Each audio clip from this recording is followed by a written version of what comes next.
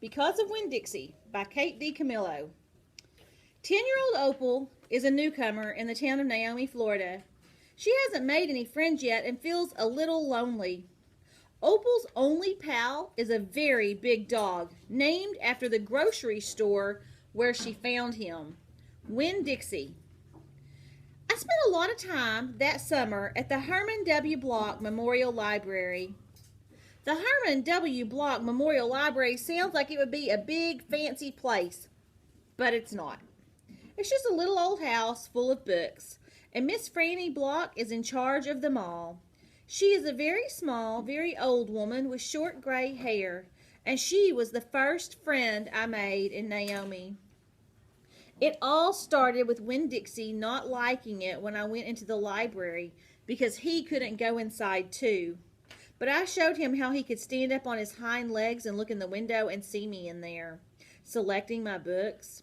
And he was okay as long as he could see me. But the thing was, the first time Miss Franny Block saw Winn-Dixie standing up on his hind legs like that, looking in the window, she didn't think he was a dog. She thought he was a bear. This is what happened. I was picking out my books and kind of humming to myself, and all of a sudden there was this loud and scary scream. I went running up to the front of the library, and there was Miss Franny Block sitting on the floor behind her desk. "Miss Franny," I said, "are you all right?" "A bear," she said. "A bear?" I asked. "He has come back," she said. "He has?" I asked. "Where is he?" "Out there," she said, and raised a finger and pointed at Winn-Dixie standing up on his hind legs looking at the window for me. "Miss Franny Block," I said, "that's not a bear. That's a dog. That's my dog, Winn-Dixie." "Are you positive?" she asked. "Oh, yes, ma'am," I told her. "I'm positive. He's my dog. I would know him anywhere." Miss Franny sat there trembling and shaking. "Come on," I said. "Let me help you up. It's okay." I stuck out my hand, and Miss Franny took hold of it, and I pulled her up off of the floor. She didn't weigh hardly anything at all. Once she was standing on her feet, she started acting all embarrassed, saying how I must think she was a silly old lady mistaking a dog for a bear, but that she had a bad experience with a bear coming into the Herman W. Block Memorial Library a long time ago, and she had never quite gotten over it.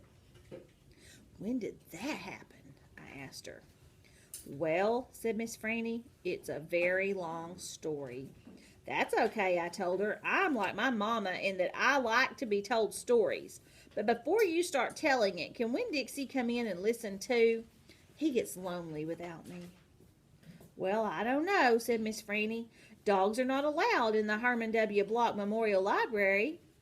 "He'll be good," I told her. "He's a dog who goes to church." And before she could say yes or no, I went outside and got Winn-Dixie, and he came in and laid down with a humph and a sigh right at Miss Franny's feet. She looked down at him and said, "He most certainly is a large dog." "Yes, ma'am," I told her. "He has a large heart, too." "Well," Miss Franny said. She bent over and gave Winn-Dixie a pat on the head, and Winn-Dixie wagged his tail back and forth and snuffled his nose on her little old lady feet. "Let me get a chair and sit down so I can tell this story properly." Back when Florida was wild, when it consisted of nothing but palmetto trees and mosquitoes so big they could fly away with you, Miss Franny Block started in, and I was just a little girl no bigger than you, my father, Herman W. Block, told me that I could have anything I wanted for my birthday. Anything at all. Miss Franny looked around the library. She leaned in close to me. "I don't want to appear prideful," she said, "but my daddy was a very rich man. A very rich man." She nodded and then leaned back and said, "And I was a little girl who loved to read." So I told him, I said, "Daddy, I would most certainly love to have a library for my birthday. A small little library would be wonderful." "You asked for a whole library?" "A small one," Miss Franny nodded. "I wanted a little house full of nothing but books, and I wanted to share them too, and I got my wish. My father built me this house, the very one we are sitting in now, and at a very young age, I became a librarian. Yes, ma'am." "What about the bear?" I said. "Did I mention that Florida was wild in those days?" Miss Franny said. "Uh-huh, you did." "It was wild. There were wild men and wild women and wild animals." "Like bears?" "Yes, ma'am, that's right. Now, I have to tell you, I was a little Miss Know-it-all. I was a Miss Smarty Pants with my library full of books. Oh, yes, ma'am. I thought I knew the answers to everything. Well, one hot Thursday, I was sitting in my library with all the doors and windows open and my nose stuck in a book when a shadow crossed the desk. And without looking up, yes, ma'am, without even looking up, I said, 'Is there a book I can help you find?' Well, there was no answer, and I thought it might have been a wild man or a wild woman scared of all these books and afraid to speak up. But then I became aware of a very peculiar smell, a very strong smell. I raised my eyes slowly, and standing right in front of me was a bear. Yes, ma'am, a very large bear." "How big?" I asked. "Oh, well," said Miss Franny, "perhaps 3 times the size of your dog." "Then what happened?" I asked her. "Well," said Miss Franny, "I looked at him and he looked at me. He put his big nose up in the air and sniffed, as if he was trying to decide if a little Miss Know-it-all librarian was what he was in the mood to eat. And I sat there, and then I thought, well, if this bear intends to eat me, I am not going to let it happen without a fight. No, ma'am." So very slowly and very carefully, I raised up the book I was reading. "What book was that?" I asked. "Why, it was War and Peace, a very large book. I raised it up slowly, and then I aimed it carefully, and I threw it right at that bear and screamed, 'Be gone!' And do you know what?" "No, ma'am," I said. "He went. But this is what I will never forget. He took the book with him." "Nuh-uh," I said. "Yes, ma'am," said Miss Franny. "He snatched it up and ran." "Did he come back?" I asked. "No, I never saw him again. Well, the men in town used to tease me about it. They used to say, 'Miss Franny, we saw that bear of yours out in the woods today. He was reading that book and said it sure was good. And would it be all right if he kept it for just another week?' Yes, ma'am, they did tease me about it," she sighed. "I imagine I'm the only one left from those days. I imagine I'm the only one that even recalls that bear.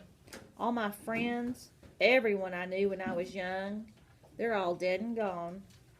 She sighed again. She looked sad and old and wrinkled. It was the same way I felt sometimes being friendless in a new town and not having a mama to comfort me. I sighed too. When Dixie raised his head off his paws and looked back and forth between me and Miss Franny. He sat up then and showed Miss Franny his teeth. "Well, now, look at that. That dog is smiling at me." "It's a talent of his," I told her. "Well, it is a fine talent," Miss Franny said. "A very fine talent." And she smiled back at Winn Dixie. "We could be friends," I said to Miss Franny. "I mean, you and me and Winn Dixie. We could all be friends." Miss Franny smiled even bigger. "Why, that would be grand," she said. "Just grand." And right at that minute, when the 3 of us had decided to be friends, who should come marching into the Herman W. Block Memorial Library but old peach-faced Amanda Wilkinson. She walked right up to Miss Franny's desk and said, "I finished Johnny Tremain. I enjoyed it very much." "May I borrow your book?" I would like something even more difficult to read now because I am an advanced reader. Yes, dear, I know, said Miss Franny. She got up out of her chair. Amanda pretended like I wasn't there. She stared right past me. Are dogs allowed in the library? She asked Miss Franny as they walked away. Certain ones, said Miss Franny. A select few. And then she turned around and winked at me. I smiled back. I had just made my first friend in Naomi, and no one was going to mess that up for me, not even old peach-face Amanda Wilkinson.